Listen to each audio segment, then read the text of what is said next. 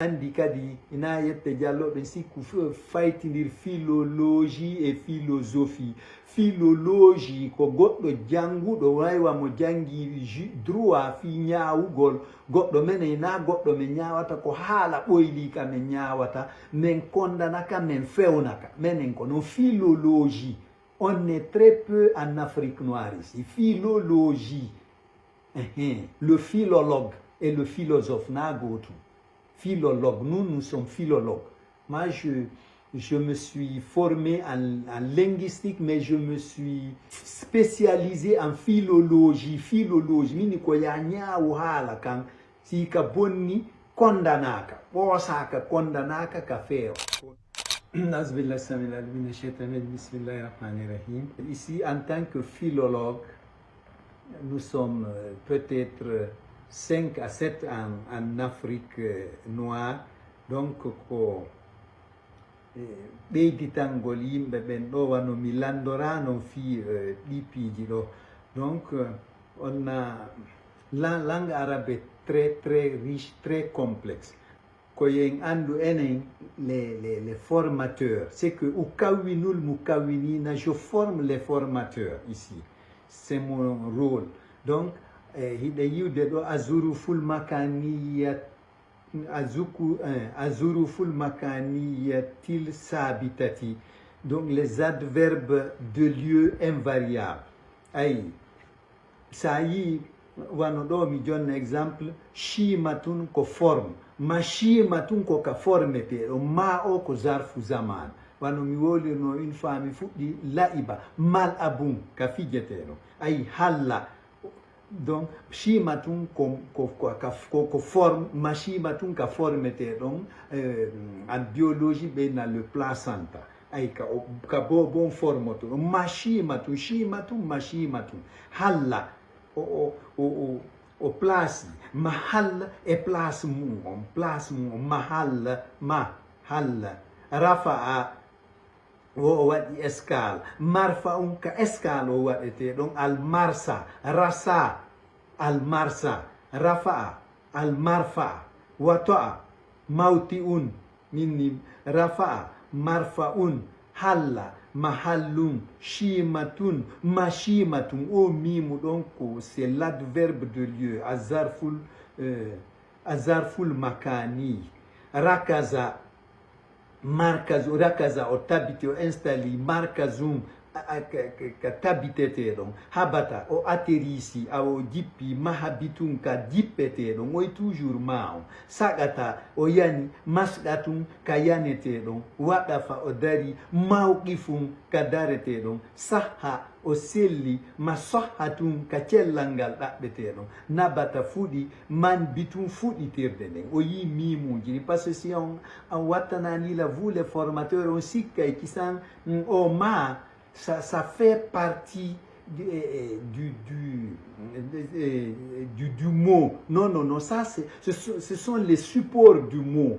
Koko wallitoto on tigi o anda hina yo sikke wonde matun ɗum ɗo fof no humodiri kono ko siɗa mari clé a moleton ma a pipe on ma siɗa mari alen on si desera minni mahalla mahallun, shimatun mashimatun, rafa'a o waɗi escale marfa o. Ok, iɗen yahude kadi sakana o hoɗi, maskanun ka hoɗete ɗon. Tu vois la lettre mim, ɗarra o tabiti, ma ɗarrun ka tabitete ɗon, kana o laati o woni, makanun ka wonete ɗon, ba'a o yeeyi, mabbi'un ka yeyete ɗon, naba'a ɓuli, man ba ɓundu ndun ka ɓulata ɗon, doja o waali, madja'un ka walete ɗon, tajara o juli, matjarun kan julete ɗon, son lieu le lieu de commerce. Wado'a, il a déposé, mawdi'un, le lieu où on dépose, sawa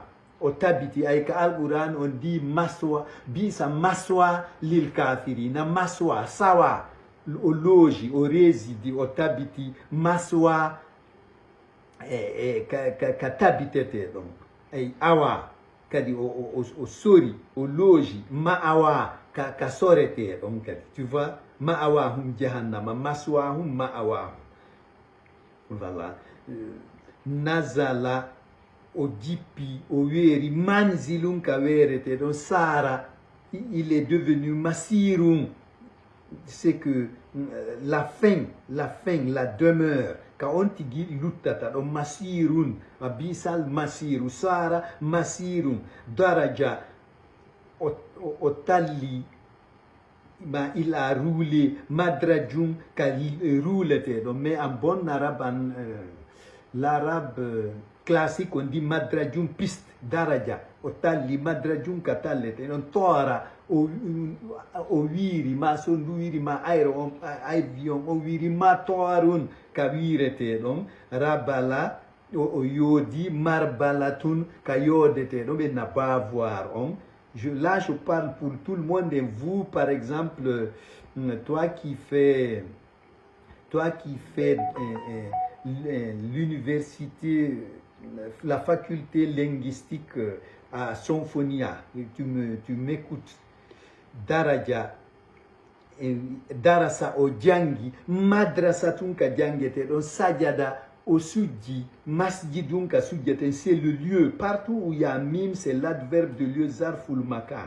Mata o mai mamatun kama ete donc un mouroir haya o wuri mahya ka wurete donc ma c'est ça. Laha il s'est relaxé, malha ka relax on wa ete donc tu vois. Donc, jouissance o watte ɗum jalasa o jooɗi majlisun ka jooɗeteɗon ra'a o ayni mar'a ka ayneteɗon ɓena kadi ra'a o yi'i mar'a ka yi'eteɗon donc waqa'a o place mawɗi e place zahaba o yehi mazhabun ka yaheteɗon tu vois. Donc, sawatani la tawai, c'est seulement la awatai mim, on l'adverbe de manière, tu places la lettre mim qui est ici, l'adverbe de manière, le zarf zaman, la première lettre du verbe prendra un soukoun cette fois-ci. Zahaba, mazhabun, c'était zahaba qui était la première lettre du verbe zahaba, mais il prend un soukoun. Et partout c'est comme ça. Wada maudiun. Tu vois, nazala manzilun, darasa madr, tu vois, là, toujours la première lettre du verbe deviendra ici, prendra ici un soukoun. La bisa oborni malbasun ka bornete, donc, tu vois, ka vestiaire, rakiba, il s'est embarqué, markaboum, c'est que l'embarcatoire, quoi, naba, il a remplacé manaba, masha, oyehi, mamsha, ka couloir ka yahete don sara kadi o wadi parcours masirun ka parcours o wadete don jara, c'est la même chose majra. Donc là c'est quand on parle maintenant des zuruful makaniya asabita. Maintenant azuruful makaniya al mutaharrika, les adverbes de lieu qui sont variables maintenant. Les autres étaient invariables. On dit rata. Ici, c'est même du poula. Rata au roti. Mais ici, voilà. Miratun, rotirun, me maratun, karoteteron. Tu vois? Toima, onyami, mito amun, nyami, mato amun, tu vois, tu te retrouves avec l'adverbe de manière ma. Mi, c'est l'outil, c'est le moyen. Ma, c'est l'adverbe de lieu. Minirata, oroti, miratun, rotirundum, mi on, maratun, karoteteron, toima, il a mangé, mit amun, le mangeoir, mato amun, maintenant c'est le lieu là où on mange, le restaurant. Khasala, o loti, mirsalu, lotor, mi on faut ko outil on. Maintenant, maksalun ka loteteron. Je peux te demander, aina al mirsan, aina al mirsal. Tu dis al mirsalu fil marsali, al mirsalu fil marsali. Kataba o windi miktabun windi maktabun ka windetero. Mini mi on c'est l'outil, ma on c'est l'adverbe de lieu. mais toujours la première lettre du verbe prendra un soukoun ici, que ce soit avec l'outil ou bien l'adverbe de lieu. On kataba, on a ka, on a la lettre et le verbe commence par K, mais ici c'est miktabun. Miktabun, mi c'est l'outil. Maktabun c'est le lieu. Rakasaw ami mirkasung amir markasung ka ami tire ka dancing. Rakasa il a dansé. Markasung ka dansete, nous dancing. Mirkasung c'est l'outil ou bien la paire de chaussures avec laquelle il danse. Là iba au fidi mil abun figir mal abun ka fidjetero. Tu vois, tobaha au défi metobahun ka defir matobahun ka defetero. Mi c'est l'outil, c'est le moyen, ma c'est l'adverbe de lieu. Hafiza o hunji mi fazatun hunjor ma hafazatun ka hunjete, donc ou bien e yara essence go hunjagol toujours ko margol, donc hafiza o mari mi fazatun ko mari donc ko sak on mahafazatun kamarete, donc mi fazatun mari mahafazatun kamarete. Tu vois, il a mémorisé le Coran, donc hafiza dans ce sens-là ko hunjike, mais hafiza kadi o mari mi fazatun mari mahafazatun kamarete. Ok, il est mari nahaja o sutike min haji ko sutor man hajun ka sutete don mi on mini ko ala on ma on ko nokure ne sina fo ko nahaj ay benna min haju muslim ko gidir juldo on min haju nahajun ko lawongol min haju ko nabi ko hutorta naba moton ko manhajun ka yahetero raha o fouti mirahum ko foutor dum marahum ka foutetero shariba o yari mishrabun kay yari dum de itinil mishrab, tu vois, watun siku ko o ma e mi dum do fu ko kola suda non kono ko sahebi tun un maître, un professeur qui a une grosse pointure pédagogique expliquement anda.